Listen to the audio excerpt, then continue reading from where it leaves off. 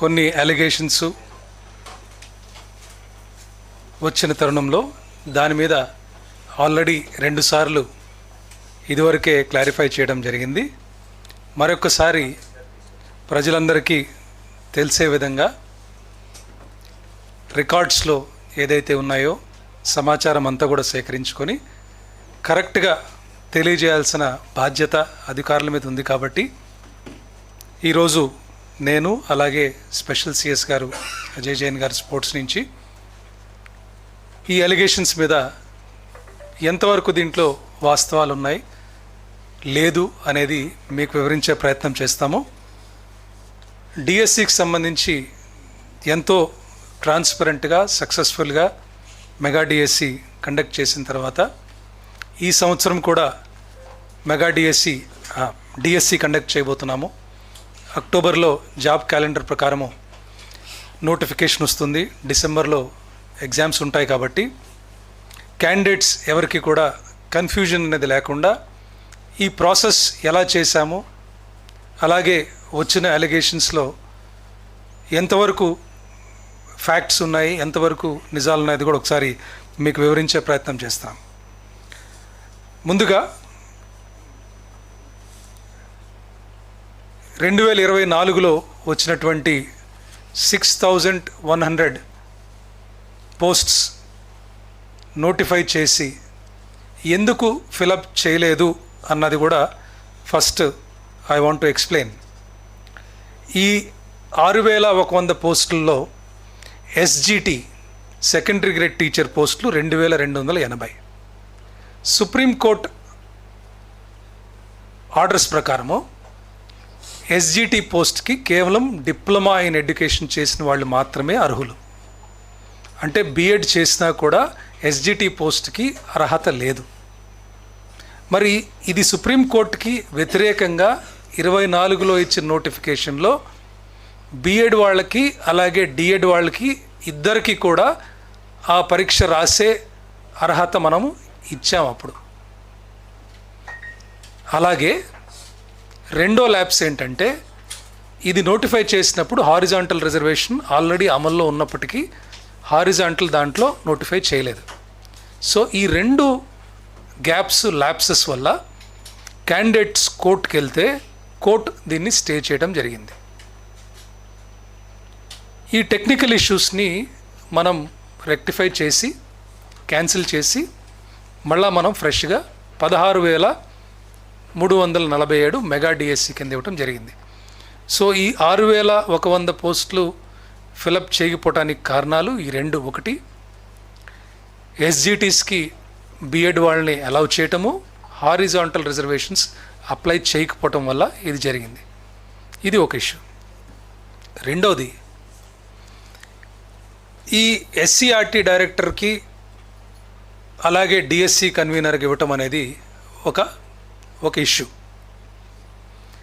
ఇది ఎస్సీఆర్టీ కావచ్చు లేకపోతే డిఎస్సి కావచ్చు, అంటే టీఆర్టీ టీచర్ రిక్రూట్మెంట్ టెస్ట్స్ మనం డిఎస్సి అని అంటాం, కానీ పార్లెన్స్లో it is teacher recruitment test. ఈ 2 కూడా కమిషనర్ ఆఫ్ స్కూల్ ఎడ్యుకేషన్లో భాగమే. ఆ ఆఫీస్లో ఉండే ఒక సెక్షన్స్, డిఫరెంట్ వర్టికల్స్. మనం డిఎస్సి కండక్ట్ చేసేటప్పుడు డిఫరెంట్ స్టేజెస్ ఉంటాయి. టెట్ కండక్ట్ చేయాలి, టెట్ తర్వాత డిఎస్సి కండక్ట్ చేయాలి. దీనిలో ఎక్కడ కూడా గ్యాప్స్ కానీ కన్ఫ్యూజన్ కానీ లేకుండా అడ్మినిస్ట్రేటివ్ కన్వీనియన్స్ కోసము, in the best interest of administrative, government has that prerogative to take decision which officer to place where అనేది. కాబట్టి దీంట్లో ఎటువంటి మిస్టేక్ కానీ లేకపోతే ఎటువంటి ల్యాబ్స్ కానీ లేదు. It's purely an administrative decision. So it is meant to speed up, clear the confusion and మధ్యలో ఎక్కడ గ్యాప్స్ లేకుండా ప్రాసెస్ స్మూత్గా జరగటానికి తీసుకున్న నిర్ణయం. మరి అదేవిధంగా కూడా స్మూత్గా జరిగింది కాబట్టి we don't find any mistake in that. అలాగే నెక్స్ట్, క్వశ్చన్ పేపర్ సెట్టింగు, ఈ పేపర్ అప్లోడింగు, దీని మీద కొన్ని అలిగేషన్స్ వచ్చినాయి. So I want to retreat last time ఏదైతే నేను ఫస్ట్ టైం ప్రెస్ కాన్ఫరెన్స్లో చెప్పింది, క్లియర్గా ఎలా క్వశ్చన్ పేపర్ సెట్ చేస్తారు, క్వశ్చన్ పేపర్ అప్లోడింగ్ ఎవరు చేస్తారు అనేది కూడా చాలా క్లియర్గా చెప్పాను. దీంట్లో మనకి టోటల్గా 42,000 క్వశ్చన్ బ్యాంక్ కింద తయారు చేసినప్పుడు TCS ION ప్లాట్ఫామ్ మనం ఏదైతే ఎగ్జామ్స్ కండక్ట్ చేసామో ఈ TCS ION ప్లాట్ఫామ్ అనేది 20 states including central government, central PSUs, various state governments, రకరకాల ఎగ్జామ్స్ RRB కానీ, IPBS కానీ, NTA కానీ, IITs, IIMs, AIIMS ఇవన్నీ కూడా వాడుతున్నటువంటి సేమ్ సాఫ్ట్వేర్ TCS ION. దీనిలోకి క్వశ్చన్ బ్యాంక్ అప్లోడ్ చేయటము ఓన్లీ 2 డెసిగ్నేటెడ్ రెగ్యులర్ ఎంప్లాయీస్ మాత్రమే అప్లోడ్ చేస్తారు. అవుట్సోర్సింగ్ ఎంప్లాయీస్కి ఎటువంటి రోల్ అప్లోడింగ్లో లేదు. సో దయచేసి I want to place the facts so that there is no confusion. మరి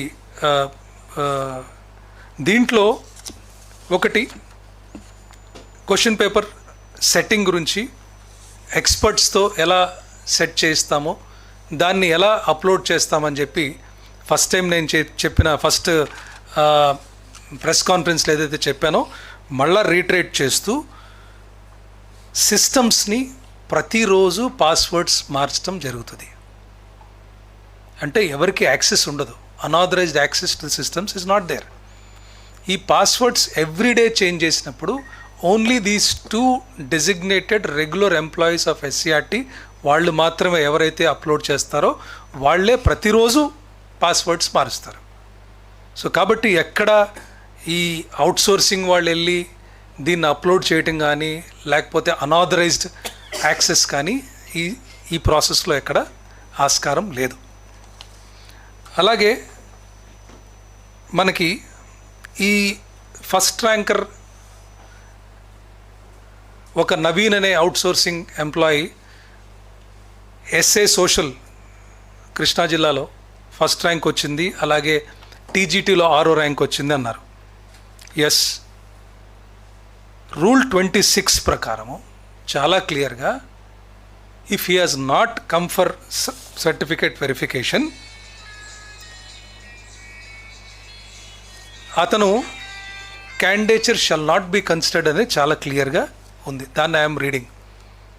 if certificates are not found to be genuine correct and if the candidate fails to produce the certificates required at the time of verification or if the candidate is absent for verification of certificates. If the candidate is absent for verification of certificates, such candidate shall forego the right of selection.